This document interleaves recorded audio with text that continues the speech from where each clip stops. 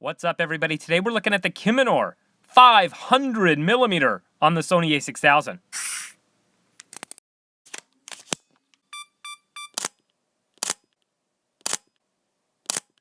Okay, so here it is, the Kimunor 500mm f8, and there's a little story to go along with this lens, guys. I had been striking out at my local thrift stores and decided I'm going to go on a road trip. I'm going to visit other towns' thrift stores until I can find myself a lens. Well, after visiting just a few stores that I don't usually go to, I spotted this lens. It was actually behind the glass section. It was on the floor inside its case, and they were charging $8.20 there. You can see the price tag, and it has a little bit of damage. You can see on the front there, but the glass looked clean, and it came with a collar and a foot for the lens to mount to a tripod. Which is really important. So I went ahead and made the purchase, and I'm really happy that I did. Okay, so let's look at the focusing on this lens. You're going to go from infinity, and the closest focusing distance you're going to get on this lens is 35 feet. So I wanted to give you an example of this. So I ran out, and this is a shot with the camera on top of my lens here.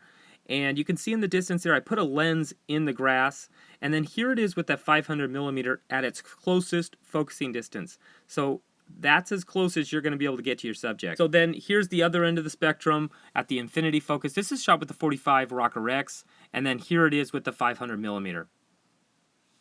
Now the aperture on this lens goes from f8 to f32, and it is controlled a little bit differently than your standard lens. Now you can see that this lens has two different rings, the one with the numbers and this bottom one that has an OC on it. The top one is used to set your minimum aperture that you're allowed to close down to. So if you set it at f8, you're stuck at f8. You can't close down any further than that. If you set it at f32 like we did here, you can see that you can go through the whole range of your aperture. This lens uses the Minolta MD mount, and so I'm using a Minolta MD to NEX adapter, and I get these off of Amazon for about 15 bucks, and I'll go ahead and put a link in down below so you can check it out for yourself. Okay, so let's get this lens adapted, and to do that it's just a matter of lining up the dot on the lens with the dot on the adapter and making a half turn, and now you have an E-mount lens, so we can just mount that to the camera.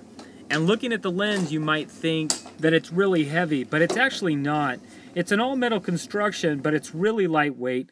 If you have it attached to the camera, I'd still hold it in my hand like I am here, but it's definitely not as heavy as it looks.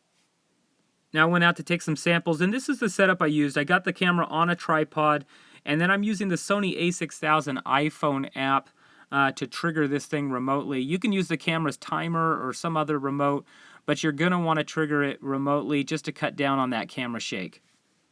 Okay guys, so here's a quick video sample. I'm using the Rokkor-x 45mm. I'm just going to put the camera on top of the lens and shoot a scene. And in this scene here, you can see up in the top right corner, there's a black bird moving up there. Next, I take the A6000 off the Rokkor-x and put it on the 500mm here, and you can see just how close we can get in on that bird. And then I went ahead and took a few other video samples.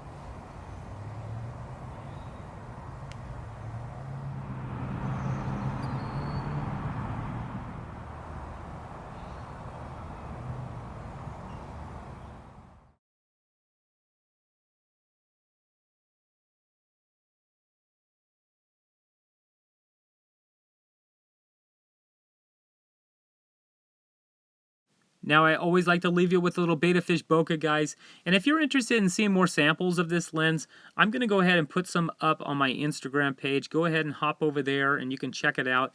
I'm going to be putting up images there of the lenses that I review going forward.